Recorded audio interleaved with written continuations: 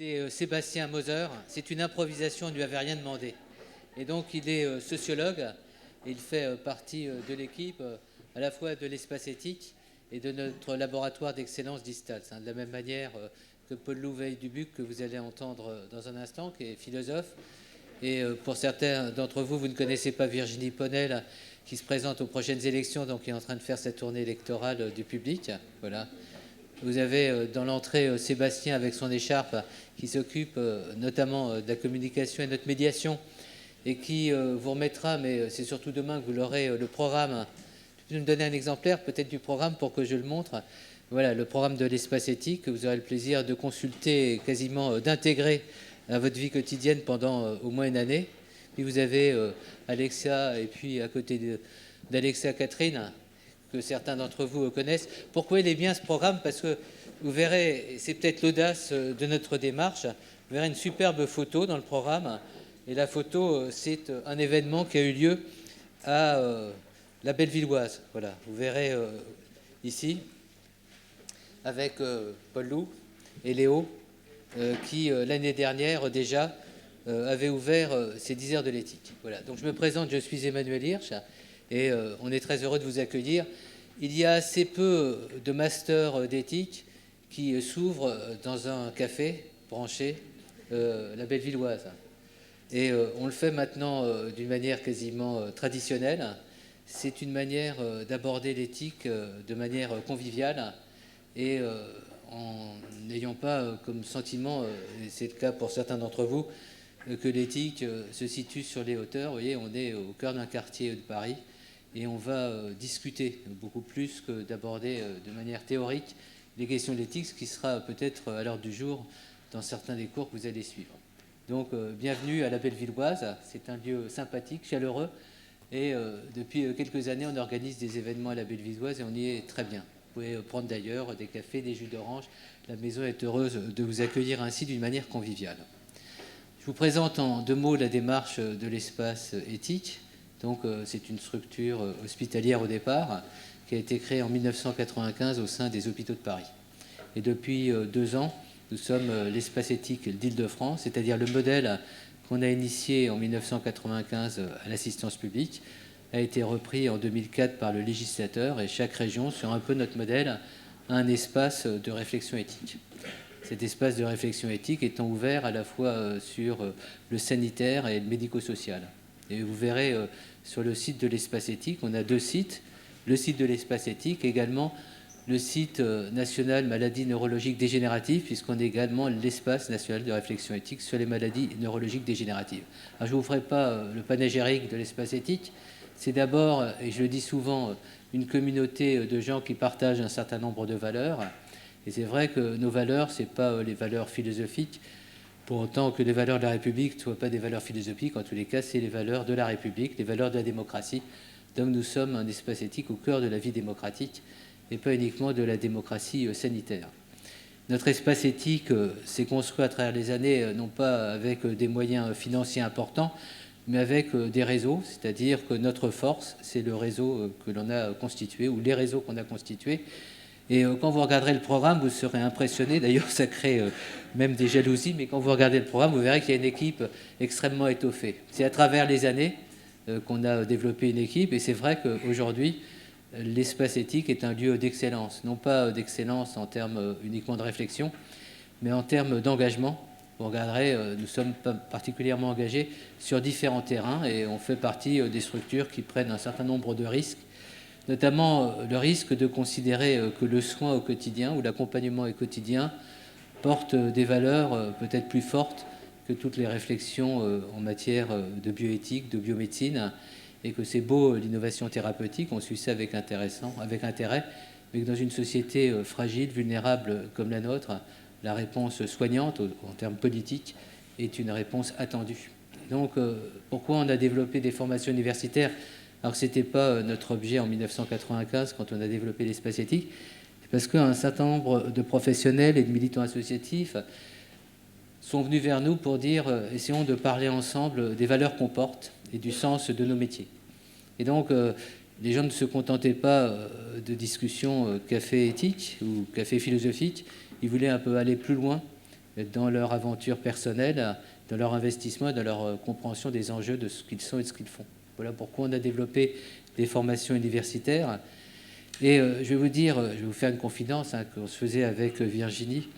Si vous êtes ici, c'est déjà parce que vous partagez un certain nombre de valeurs et vous avez fait déjà un choix éthique, puisque vous aviez la possibilité de suivre différents types de formations. L'offre sur le marché est importante entre les formations universitaires plus classiques, genre la Sorbonne, les grandes universités, ou les formations universitaires en éthique. Vous aviez le choix et vous avez fait le meilleur choix. C'est-à-dire, si j'avais été à votre place, je me serais inscrit à une formation de l'espace éthique. Et d'ailleurs, je le dis souvent, je pense qu'à ma prochaine réincarnation, quand j'aurai besoin de me former en éthique, je ne ferai pas le cursus que j'avais suivi jusqu'à présent. J'irai me former à l'espace éthique. Donc j'espère que la pérennité sera assurée par la jeune génération qui fait aujourd'hui l'espace éthique, de façon à ce que je puisse m'y inscrire quand je reviendrai sur Terre. Pourquoi c'est une formation extraordinaire et pourquoi vous avez déjà eu un acte éthique en délibérant et en arrivant jusqu'ici? C'est parce que vous avez argumenté, vous avez vu en fonction de votre histoire, de votre parcours, que ce que nous proposons en termes de formation, c'est une approche pluridisciplinaire. Ce n'est pas uniquement de la philosophie morale, politique, ce n'est pas uniquement de l'épistémologie, ce n'est pas uniquement de la sociologie. C'est une approche, mais surtout une approche assez incarnée. Et Virginie me disait, la semaine dernière, on a eu l'audition des étudiants qui ont présenté leur mémoire, un moment important dans leur histoire en éthique. Et elle me disait avec gentillesse peut-être, mais certainement réalisme, que beaucoup d'étudiants nous remerciaient de leur année. Vous savez qu'on a même des étudiants qui reprennent 2 ou 3 ans de M2 uniquement pour ne pas nous quitter. D'ailleurs, on est assez ému, tellement l'ambiance est plutôt sympathique, mais pas l'ambiance d'un point de vue chaleureux, le fait d'être conviviaux, mais c'est l'ambiance d'une confrontation à des professionnels, à des professeurs qui sont tous porteurs véritablement d'une certaine vision de la société. C'est-à-dire que quand on enseigne la philosophie, on a un casting d'enfer. Alors vous ne le verrez peut-être pas aujourd'hui, même si tous ces intervenants sont brillants de qualité, mais vous le verrez dès demain lorsque vous découvrirez la formation d'espace éthique. On s'est arrangé à travers les années à avoir des gens qui sont des gens qu'on a envie de rencontrer. Vous en êtes le témoin, puisque vous êtes membre d'une association et vous nous suivez depuis des années. Donc il y a une complicité et il y a surtout un engagement. Donc ce qu'on espère, c'est que vous partagerez cet engagement et que sur le terrain, vous en serez les précieux relais. Puis je dis aussi, ce qui est intéressant pour nous, quelques années plus tard, parce qu'on a commencé finalement les formations d'une manière sérieuse, on peut dire vers 2000, Virginie, donc il y a à peu près 16 ans, c'est quand on va sur le terrain. Il m'arrive parfois d'y aller, peut-être que j'irai même à Berck, on est en train de négocier ce déplacement important, mais je vais assez souvent sur le terrain. Et aujourd'hui, on peut dire que notre réflexion est diffusée à travers des gens qui sont de différentes régions de France, dans différents établissements, et qui sont nos relais. Notre but, c'était de permettre à ce que des professionnels s'approprient les savoirs en éthique et qu'on ne fasse pas appel à des éthiciens, à des éthicistes ou à des philosophes pour arbitrer des décisions ou pour anticiper des difficultés dans le domaine du soin et de l'accompagnement. Et notre ambition, c'est plus révolutionnaire que vous ne pouvez le penser, c'est d'éviter que des dogmaticiens, des théoriciens s'approprient des questions qui sont les questions que des professionnels se posent avec des personnes malades, avec leurs proches, dans le cadre d'une concertation. Et donc notre but, c'est de mettre à la disposition de celles et ceux qui nous font l'honneur de rejoindre un peu l'équipe de l'espace éthique dans les formations, de mettre à leur disposition les instruments, les éléments de référence, les repères qui leur permettent eux-mêmes d'assumer dans la concertation, dans la délibération, dans la collégialité, des décisions souvent difficiles à prendre, quelquefois difficiles à assumer, surtout dans un contexte de judiciarisation des pratiques et dans un contexte où les politiques font des promesses en matière de santé, d'accès aux soins, de démocratie sanitaire, qui sont rarement compatibles avec les conditions d'exercice d'un métier, avec tous les choix rationnels, gestionnaires qui sont faits aujourd'hui au détriment des valeurs du soin. Voilà, je vous ai un petit peu présenté cette affaire. Alors, les gens qui nous fréquentent savent que je suis assez lyrique, mais donc je pourrais prolonger comme ça pendant des heures et enfiler des perles pour vous faire plaisir, mais je ne suis pas certain que vous soyez venus pour ça. Retenez donc, et je vous donnerai la parole dans un instant avant qu'on ouvre les 10 heures de l'éthique, Paul Loup a concocté avec brio, avec sa petite équipe. Retenez donc une chose, c'est si vous venez à l'espace éthique, c'est que vous avez choisi de le faire. Et si vous venez à l'espace éthique, c'est que vous assumez une certaine forme de responsabilité morale, c'est de restituer dans votre exercice professionnel, au sein des équipes dans lesquelles vous intervenez, de restituer non pas une dogmatique, des théories, des prescriptions en matière d'éthique, mais une manière d'aborder avec prudence, avec dignité au nom des valeurs que partage notre démocratie, ou dans les cas qu'elle devrait peut-être davantage exprimer dans le contexte actuel, de dire ce que nous sommes à travers ce que vous faites. Je vais résumer un petit peu les choses. Virginie, est-ce que j'ai dit ce que je devais dire en matière introductive? Ça va? Mais d'accord. Est-ce que vous souhaitez poser une ou deux questions sur des questions pratiques? N'hésitez pas. La première intervention qui peut être une première réaction, dire le plaisir que vous avez de vous retrouver ici, ça peut être une intervention, aura le droit à son livre. On donne toujours le tome 1 de notre traité de bioéthique. Est-ce que vous avez une question, une réaction, quelque chose à dire? N'hésitez pas. Et vous êtes des timides, hein? Ça, Paul Loup, on est un petit peu surpris parce que d'habitude, ils ne sont pas aussi dans la contention, dans la retenue, dans la prudence. Voilà. Vous êtes inscrite alors à l'espace éthique? Oui. Parce que madame a un superbe t-shirt pretty. Voilà. Donc, elle est désignée pour intervenir. Levez-vous un instant qu'on vous voit d'ailleurs. Voilà, je me mets juste comme ça. Donc, vous êtes inscrit en quoi? En DU, en master? En master 1. D'accord. Alors, quelle était votre démarche? J'ai découvert l'espace éthique l'année dernière à travers votre site internet. En fait, je viens de très loin. Je viens d'Algérie, spécialement pour ce master-là. Donc, voilà, j'ai découvert l'éthique avec vous et j'espère pouvoir être un relais, moi aussi, chez moi en Algérie. Voilà. C'est bien. Merci d'être là. Merci à vous. Alors on savait qu'on avait un rayonnement, hein, ça nous fait plaisir. On dira Pierre-Emmanuel Brugeron, son site, c'est Pierre-Emmanuel Brugeron qui s'occupe du site, hein, qui est aussi avec une formation de philosophe et qui a souhaité, et c'est une de nos missions, mettre à la disposition d'un nombre important de professionnels, mais au-delà aussi de la France, un certain nombre de repères. Donc vous y retrouvez dans le site. Absolument. Et j'ai fait découvrir aussi Espace Éthique à d'autres collègues chez nous. On a été plus investi, si vous voulez, en Afrique, finalement, notamment dans le cadre du développement des comités d'éthique. On n'est pas allé en Algérie, donc vous serez un peu notre ambassadrice. Donc on va vous concocter une formation encore plus appropriée. En tous les cas, merci de cette confiance, elle nous honore. Il y a d'autres, voilà, vous êtes alors, puisque vous êtes à côté, vous avez le malheur d'être au premier rang, mais vous avez ensuite le bonheur de voir de plus près les intervenants. Donc alors vous êtes inscrite en quoi? En master 1. À la démarche, vous faites quoi dans... Alors en fait, je vais devenir psychiatre, je suis en dernière année d'internat en psychiatrie. C'est vrai que les questionnements éthiques, c'est un peu tous les jours. Et notamment les autres professionnels de santé nous interpellent souvent sur des questions multiples. Et j'avais envie de compléter ma réflexion éthique avec un master pour aller plus loin. Alors on a un étudiant, où est-ce qu'il est passé, notre Limousin? Voilà, viens ici parce que c'était intéressant comme pratique. On a aussi, donc toi tu as commencé un master il y a 2 ans, 3 ans. Raconte un petit peu parce que, et ensuite on ne va pas faire pendant toute la matinée Radio Crochet, mais c'est intéressant. Donc tu étais venu avec ton ami, ton collègue. Donc, j'étais entre la 3e et la 4e année de médecine. J'ai envie de faire une pause et surtout réfléchir un peu plus. J'avais adoré les cours d'éthique à la faculté. Donc on avait pris une année pour faire cette formation d'éthique, plus un DU d'anthropologie clinique. Donc c'était en 2008-2009 déjà.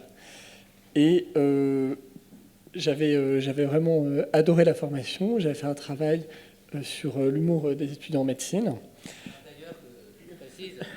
Parce que vous allez tous vous poser la problématique du mémoire, et on l'avait mis en garde, on a dit est-ce que c'est vraiment un sujet? Tout ça pour dire que tous les sujets sont bons quand on peut ensuite véritablement en traiter, et c'était vraiment excellent.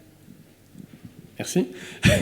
Et donc après je voulais le temps de revenir, avoir un peu de pratique, et c'est pour ça que je ne reviens que maintenant, donc juste avant ma dernière année d'internat. Donc je suis en 4e année, je finis ma 4e année. Et il me reste une année d'internat, plus une année de post-internat en médecine interne et en réanimation médicale, où les problèmes éthiques seront autres et plus prégnants que juste l'humour des étudiants en médecine. Merci. Pour nous, c'est une responsabilité dont vous n'avez pas véritablement conscience que de pouvoir accueillir des personnes, qu'elles soient jeunes ou plus avancées dans leur expérience professionnelle, parce qu'on se dit, si ces personnes viennent vers nous, c'est qu'elles ont une demande d'une certaine manière, qu'elles ont une envie d'éthique, mais on se dit aussi elles porteront un message et quel type de message leur transmettre. En fin de compte, on s'est dit plutôt que d'être prescriptif, comme certains le sont, ce qui nous intéresse, c'est plutôt d'acutiser, d'aiguiser leur curiosité. Et je le dis à titre vraiment de prévention et de précaution.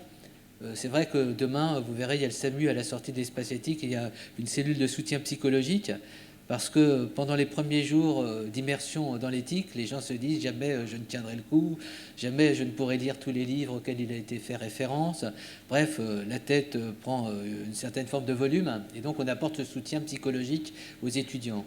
Alors, prenez plutôt comme option de choisir cette formation comme un moment de bonheur et comme une pause dans votre parcours individuel. Lorsque vous écouterez les enseignants, vous verrez que plusieurs enseignants sont amenés à traiter quasiment des mêmes sujets, des mêmes thématiques. En fin de compte, chacun le fait à sa manière et laissez-vous porter par l'éthique. Ça doit être une espèce de petite musique comme ça qui progressivement vous imprégnera. Et quand vous verrez, vous rentrerez chez vous, alors certains peut-être ont dans leur environnement un étudiant en philosophie, un jeune qui est en terminale, etc. Vous verrez comment vous aurez envie d'en discuter, vous verrez comment vous aurez envie de reprendre des petites idées comme ça que vous aurez glanées. Et surtout, ne faites pas ce que j'ai vu. Il y a des étudiants qui achètent tous les bouquins, alors on parle d'Aristote, on parle de ceci ou de cela, etc. J'ai même été invité un jour, j'ai un couple qui était en situation de crise, parce que la femme qui était cadre supérieur infirmier dans un établissement de la région parisienne n'était plus que dans ses livres. Et donc, j'ai eu vraiment physiquement une espèce de trouble moral et une espèce de culpabilité, parce qu'il y avait une pile de livres avec des post-it partout, et chaque fois qu'elle rentrait à la maison, il n'y avait plus de maison, elle se précipitait dans ses livres, tellement elle avait, j'allais dire, une envie de tout découvrir. C'était devenu la pique de la mirandole de son établissement.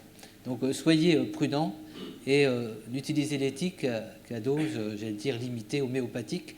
Laissez-vous porter par un moment qui sera un moment de plaisir. Et si vous n'avez pas du plaisir à venir à l'espace éthique, renoncez très vite. Le seul point, c'est ce que me faisait observer Catherine, sur 100 personnes inscrites, il y a à peu près 99 qui arrivent jusqu'au bout du parcours. Et une personne, c'est parce qu'elle est malade, parce que pour des raisons professionnelles, elle aurait été amenée à arrêter. Est-ce qu'il y a un dernier témoignage? Vous savez, on est comme chez les, comment ils appellent, les alcooliques anonymes, là. Vous avez oublié de dire qu'il y a une petite formule chez les alcooliques anonymes. Quand quelqu'un a pris une position, qu'est-ce qu'on dit? Je vois qu'on n'a pas d'alcoolique. Pardon? Je vois qu'on n'a pas d'alcoolique anonyme. On n'a que des éthiciens anonymes. Est-ce que quelqu'un veut encore intervenir? Céline, elle est où?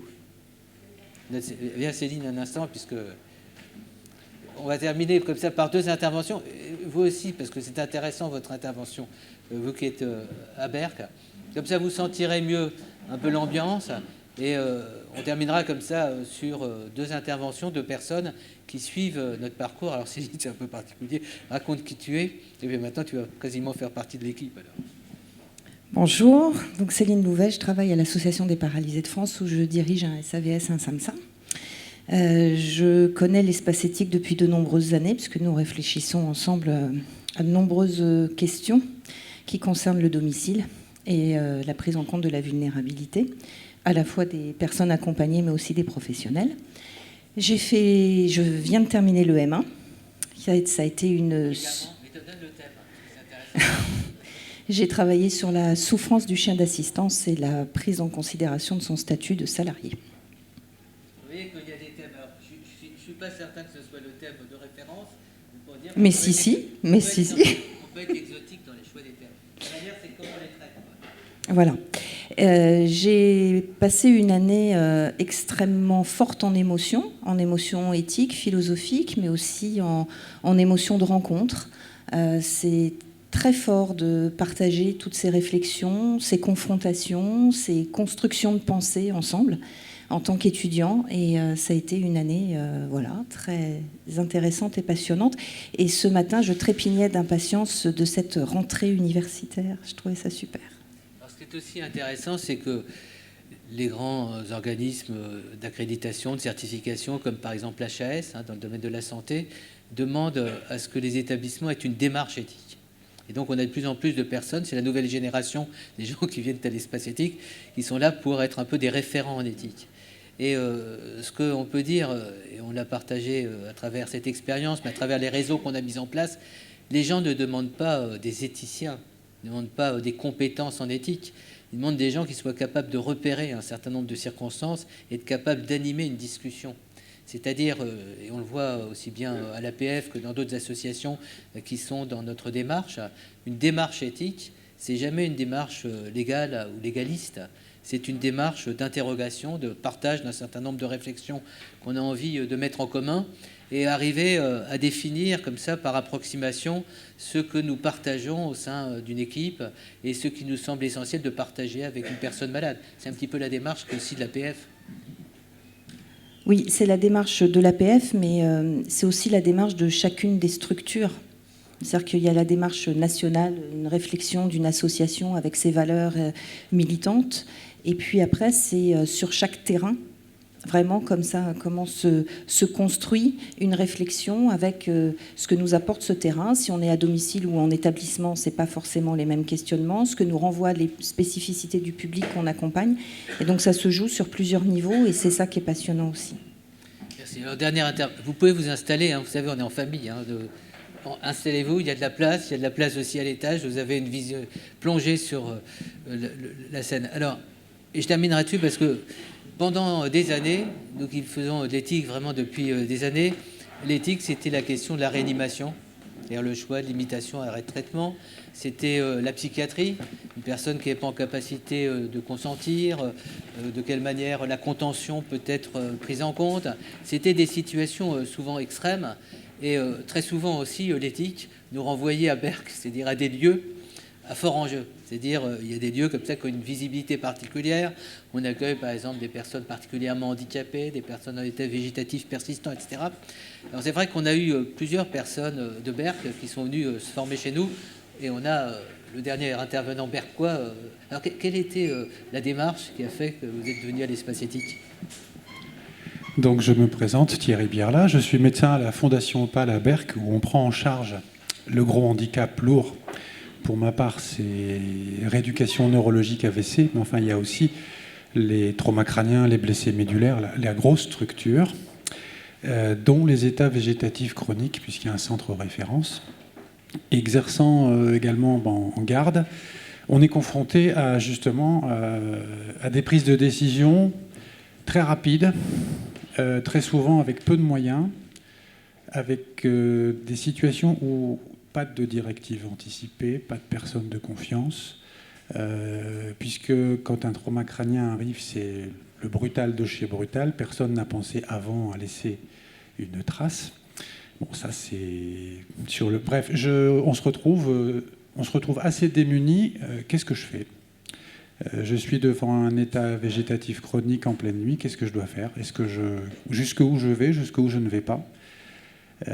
Donc tout ça, c'est une démarche éthique, puis il n'y a pas que ça, puisque l'éthique à Berck, faut quand même le rappeler, on a pris j'étais pas à l'époque à la Fondation, mais on a pris en charge Vincent Humbert, à l'origine de la loi Leonetti 2005.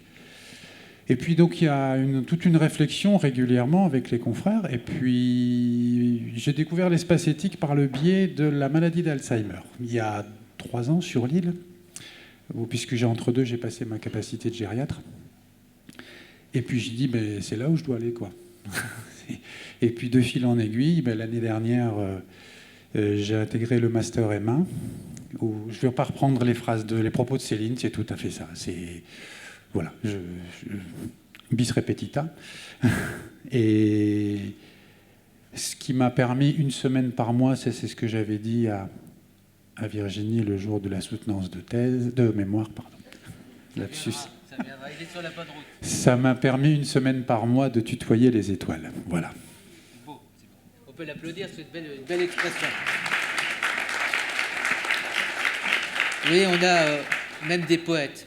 Non, il évoque à juste titre ensuite le parcours que vous pouvez prolonger dans le cadre d'un doctorat, puisqu'un certain nombre de personnes qui ont suivi des formations chez nous poursuivent dans le cadre de notre département de recherche en éthique, et on a une vingtaine de personnes qui sont sur un parcours doctoral. Mais déjà commencé, il y a des DU, il y a des masters, des M1, des M2, et aller jusqu'au bout du parcours. Voilà, on a introduit un petit peu notre démarche de cette année. Sentez-vous les bienvenus. Juste un point vraiment pratique, on n'a jamais eu autant d'étudiants à l'espace éthique. Alors quand vous viendrez demain à Saint-Louis, vous verrez qu'on est dans un contexte qui n'est pas le contexte aussi confortable que la Bellevilloise. Le confort, c'est les échanges, le côté convivial, mais c'est un lieu assez spartiate. En tous les cas, vous y êtes bien accueillis, il fait chaud, on a du chauffage, il y a des chaises qui sont assez confortables et la sonorisation est plutôt bien faite. Mais soyez attentifs au fait qu'il y a des lieux plus confortables que ça, mais ça fait partie un petit peu de notre éthique. J'allais dire, on n'est pas de culture protestante, mais finalement, on a une certaine forme de rigueur. Nous, on vous offre la qualité. Voilà. Soyez attentifs à ce que c'est des lieux qui sont des lieux assez réduits en volume. On pourrait faire mieux. D'ailleurs, si on était reconnu à la hauteur de ce qu'on vaut, probablement qu'on recevrait les gens dans un stade, tellement la demande est forte. Et puis, je termine pour dire, surtout, venez avec bonheur, d'une manière souriante. On vous fait signer à l'entrée des formations un document de présence qui est beaucoup plus juridique, puisque si vous arrive quelque chose sur votre parcours, il y a une responsabilité dont on doit pouvoir attester. Mais l'important, c'est que vous ayez envie de venir. Voilà. Puis, peut-être le dernier message, hein, vous verrez, c'est, je crois, demain, la formation, c'est qui c'est Bruno Aloua, c'est qui demain? On va regarder. Mais vous regarderez également dans l'originalité peut-être de notre démarche. Lorsqu'on commence à aborder l'éthique, vous verrez l'espace éthique, on aborde la partie historique, notamment tout ce qui s'est passé dans les époques où la médecine est devenue le lieu d'expression d'une barbarie particulière et d'une remise en cause des droits de l'homme. Et donc on est attentif à ce qu'on ait cet enracinement de notre réflexion, quand je vous disais une réflexion de démocratie, dans l'histoire, puisque un des grands textes de référence de l'éthique biomédicale, c'est le Code de Nuremberg en 1947, quelques mois avant la Déclaration universelle des droits de l'homme. Et s'il n'y avait pas aujourd'hui cette réflexion morale que chacun d'entre nous doit être en capacité d'assumer et de faire vivre au quotidien, probablement que la barbarie qu'on voit en politique aujourd'hui, notamment au plan international, pourrait aussi irradier de manière péjorative des pratiques soignantes, notamment à l'égard des personnes les plus vulnérables. Tout ça pour vous dire que notre engagement est un engagement politique. Voilà pour la partie introductive. Vous nous verrez dans la journée, vous pourrez jacasser avec nous avec plaisir. Et je donne de suite la parole à Paul Loup, que vous pouvez applaudir.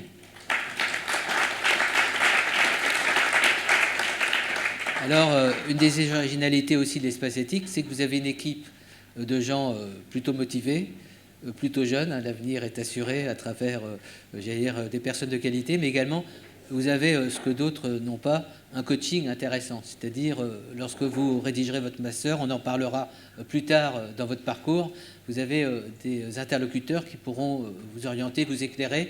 Et il est important d'aller voir Virginie, qui fait l'orientation en fonction un peu de la thématique du master. Donc, lorsque vous serez à écrire votre mémoire, à y réfléchir, notamment à partir de janvier, février prochain, vous saurez que vous pourrez bénéficier de notre soutien le plus précieux, ou le plus soutenant, on peut dire, d'une certaine façon. Je termine pour dire, ne soyez pas obsédés, en tous les cas aujourd'hui, par votre mémoire. Pour l'instant, n'ayez qu'une préoccupation, c'est de vivre des moments intenses. Et grâce à Paul Loup et son équipe, et à Léo Coutellet que vous allez voir dans un instant, beaucoup se déplacent de très très loin, Léo, pour te voir. Donc c'était les confidences que j'ai eues ce matin.